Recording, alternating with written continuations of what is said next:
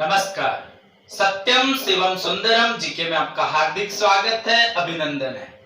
भारतीय संविधान और राज्य व्यवस्था में स्थानीय स्वशासन के बारे में चर्चा कर रहे थे, पढ़ रहे थे, अध्ययन कर रहे थे। इसमें हम स्थानीय स्वशासन से संबंधित समितियों का जिक्र कर रहे थे, जिसमें हमने बलवंत राय मेहता, अशोक मेहता, पीके थुंगुल समिति, इसके बारे में हमने पढ़ा।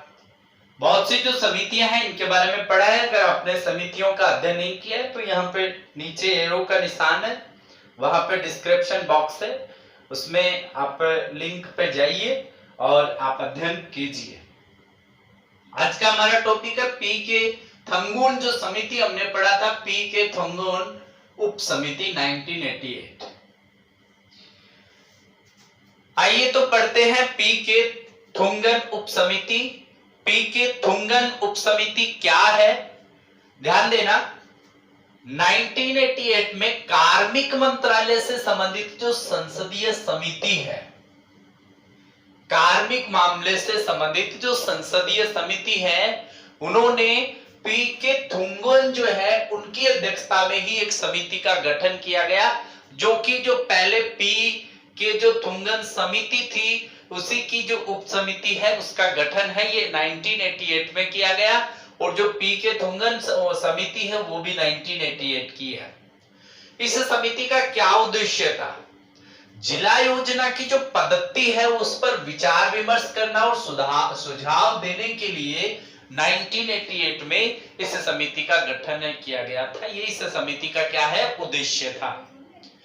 in 1988 में 1988 में इस समिति की सिफारिशें प्रस्तुत की गई और ये जो सिफारिशें हैं ये सिफारिशें निम्न प्रकार हैं। क्या क्या सिफारिशें इन्होंने जो है प्रस्तुत की पीके थुंगन उप समिति ने? इन्होंने कहा कि पंचायतों को संवैधानिक दर्जा है वो प्रदान किया जाना चाहिए। हम हर एक समिति में पढ़ रहे हैं कि पंचायतों को संवैधानिक दर्जा दिया जाना चाहिए। इन्होंने अनिवार्य चुनाव जो व्यवस्था है वो तो अपनाने पर बल दिया ही दिया, इसके साथ साथ उनका कार्यकाल जो है पंचायतों का वो 5 साल निर्धारण करने पर इन्होंने बल दिया कि इनका 5 साल का कार्यकाल होना चाहिए। इसके अलावा जो जिलाधिकारी है उस जिलाधिकारी को ही जिला परिषद का क्या बनाया जाना चाहिए, मुख्य एग्जीक्यूटिव जो ऑफिसर है, मुख्य कार्यकारी अधिकारी है वो बनाया जाना चाहिए।